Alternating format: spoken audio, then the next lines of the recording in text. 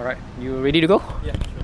So Q, right? And TCR Advanced SL. Welcome back to another video, guys. Mr. Q is here with me in Yishun, and we have this giant TCR Advanced. Awesome bike, man, and thanks for doing this with me on YouTube and featuring your bike. I'll pass it on to you. So hi everyone, this is my giant TCR Advanced Pro disc. The frame set is a special color scheme from, I believe, Giant Taiwan in 2021. Yep, and it's basically set up with SRAM Force E-Tab and as well as Giant's SLR142 hookless wheel set. Okay, so my height is around 182 cm and the frame size is a medium large, which I believe is about a size 56 or size 58 lah. I've owned this bike for only about 2 or 3 weeks. It's quite a new bike and yeah, it's been great so far. I really like the TCR. Like my first road bike was a Giant TCR as well, and that's why I stuck with the brand. And yeah, I've really loved this bike so far. Yeah, I guess definitely the other brands out there are quite appealing, especially like the Tarmac SL7 for example, but with the recent controversy, maybe not so much. But I stuck with Giant because I really loved the first bike. I didn't have much complaints for something that's supposed to be a all-out race bike. Like I found that the comfort was okay, it wasn't really much of an issue. And Giant just presents itself with great value for money. So that is why I stuck with the bike, and yeah, no regrets so far. Actually not that long, like surprisingly I went into Tay Junction at the end of September and they said the waiting time would be about 2 weeks, but within half a week, 1 week, they called me, said they got the group set in and they can build up the bike and it was ready within 1 or 2 weeks. So it was surprisingly in these COVID times, I guess I was lucky that the frame set was available and they managed to get the group set. So yeah, 1 or 2 weeks was quite fast. The width of the handlebar is 42 cm and the stem is a 100 mm stem. I guess I'm not the most flexible guy out there, but I definitely prioritize comfort over the slammed aero look. But yeah, compared to my previous bike, at least the stem is flat now. My previous bike I had the inverted stem because the tube was a bit short. So yeah, I'm fine with the bike as it is. The saddle, Tay Junction offered the bike with a Selle San Marco saddle. I believe it's actually a mountain bike saddle, but it's been great so far. My previous saddle was a Specialized Power and I had quite a bit of comfort issues with it, but this saddle has been amazing. Like it's been super comfortable, no saddle sores or anything so far. Yeah, it's been a really great saddle. The front light is a Night Rider light, super bright. You can light up this dark street at night. And the rear light is a moonlight, but I'm not too sure about the exact model of the lights. The wheel set, as I said earlier, is SLR1 Giant's hookless wheel set. It's quite the wheel set is actually quite great. It's actually quite a good wheel set for money. I believe 1.4 kilograms, the front and back. But the issue is it's hookless and the tyre choice is quite limited. So other than Giant and KDEX tyres, we are pretty much limited to Shelby Pro 1 tubeless and a few Maxxis tyres. But other than that, you are kind of stuck. So I guess that's my main complaint, and yeah, because of that, I recently got my hands on the Shelby Pro 1 28mm tubeless tyres. So that's what I've been running so far. I've only had them for about half a week, yeah. So I guess traditional wheel profiles, there's a hook to kind of secure the tyre into the hook. But with like the new advent of tubeless and everything, so on road they're moving to hookless rim profiles. So there is no like ledge on the hook to secure the tyre. The inside of the sidewall of a rim has a little bulge at the top of it called the bead hook. And it was created in order to be able to hold lightweight, flexible road tyres securely onto the rim when inflated to high pressures. Now with hookless rims, very simply, you get rid of that bulge, the hook. But I guess this is supposed to be advantageous in the sense that it's lighter weight, it's stronger. But yeah, as I said, the issue is tyre compatibility because they have to go for quite stringent like tests to see if these tyres are safe on this rim set. And yeah, I guess most people would be quite annoyed that the GP5000s are not yet compatible with these wheel sets, at least according to Giant. It might seem like quite a trivial thing, but I really like how the look of SRAM Force. Like I love the look of the group set, the black cassette, the crankset as well. I know the weight might be a bit higher than Shimano, but yeah, I really love the look of it. So that was the main driving choice in choosing SRAM over Shimano. Yeah, the overall performance of this bike is really great. Like it's stiff, like the transition, especially from like traffic lights when you want to get back moving, it's super fast, immediate, and it's pretty lightweight, decent for this frame. And yeah, I've really loved this bike so far. As I said, for an all-out race frame, the comfort is phenomenal. Like I really have no complaints with comfort. The drop seat stays would be quite a nice look on the bike, but then again, this now kind of stands out when the whole market is drop seat stays. So yeah, I don't really have much else I would prefer from this bike. The one thing, as I said, the Giant, they stock their hookless wheel set, so that is quite a big complaint. That is my main issue with this bike. Other than that, it is pretty much my dream bike. I don't really have much that I want to upgrade on it.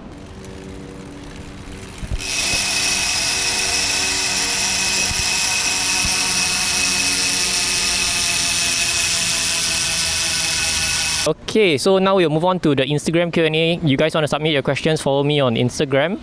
So we'll start on with the first question. Is this a custom paint job? Yeah, that's what everyone wants to know, because I've never seen this paint job. I thought you would have gone to a third-party person to get this resprayed. So can you tell us about the paint job? To be honest, even I am not too sure what this paint job is, but basically from my understanding, it is a special limited edition paint scheme that came out from Giant Taiwan.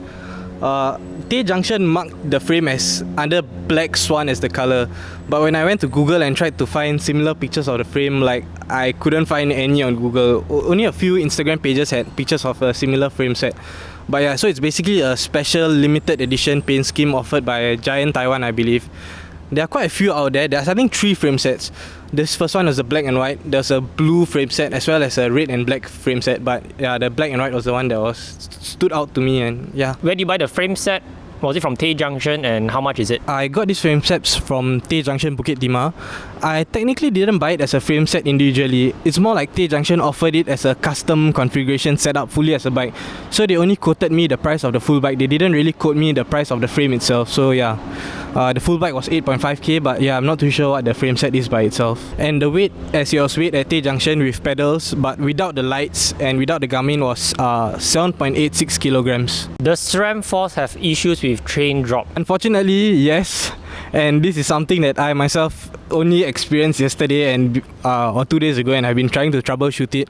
I'm not too sure if it was because the battery was maybe low, but yeah, only yesterday I noticed this chain drop issue. But thankfully it was only when I was at home and basically cleaning up the bike myself and not out there on the road. But I guess after I charged the batteries, I've not experienced this chain drop issue, so yeah.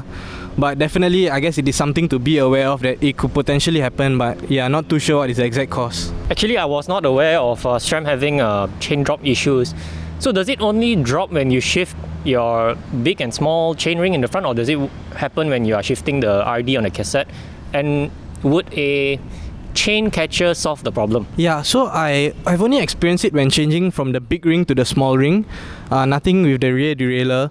And whether a chains catcher might help, I would guess probably it would help, and that is something that I might have to explore now that I face this issue lah. But yeah, I've only experienced it when changing from the big ring to the small ring at the front. Darren almost got this bike, if not for the hookless tires. Also heard stock Giant tires suck. What are your thoughts? And before I pass this on to you, these are not stock Giant tires, right? These are Schwalbe Pro ones. So definitely the hookless wheel set was a trade-off for the price of this bike and the availability. And I guess now thinking about it, I might want to change the wheel set down the line, but that's not really a priority. Regarding the tires, yeah, Giant's Gavia or Kidex tires are definitely not on par with other brands like Schwalbe or Continental. So for anyone out there, I would recommend, if you can find the tires and get your hands on it, switch it out as soon as possible, and you probably wouldn't look back. And I haven't looked back since I changed to these Schwalbe Pro ones.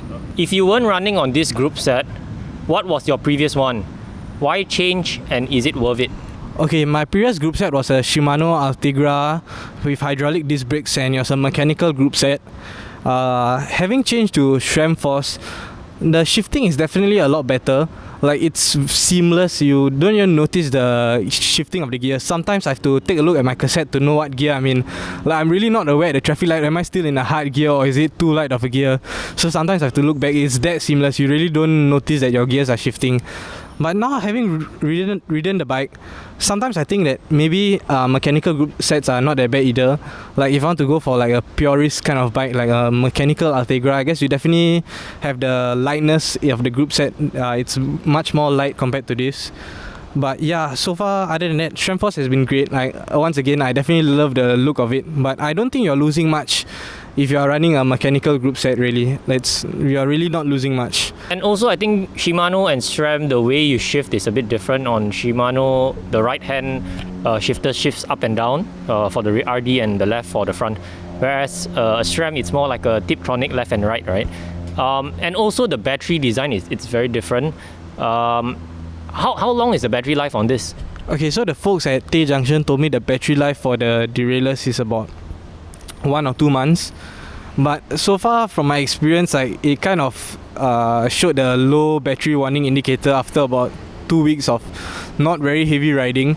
So I'm not too sure if that's because like it wasn't fully charged when I got the bike, or maybe I just I have a lot of shifts in my rides. Like for example, SRAM, like they have the app which after your rides it can tell you how many times you shifted the front derailleur, how many times you shifted the rear derailleur, and I noticed that I have quite a lot of shifts in each ride, so maybe that's why the battery ran out. But yeah, I guess from my experience so far owning this bike for about 2 weeks, I got the low battery warning indicator within about 2 weeks, but yeah. Thank you everyone for watching this video. This video today is sponsored by TI Parts. Get your titanium solution from him. Click the Lazada link below and there's a promo using my code. Mr. Q, thank you so much, man. Awesome bike. Hope to see you again. Yeah, thank you so much for having me, and safe riding everybody.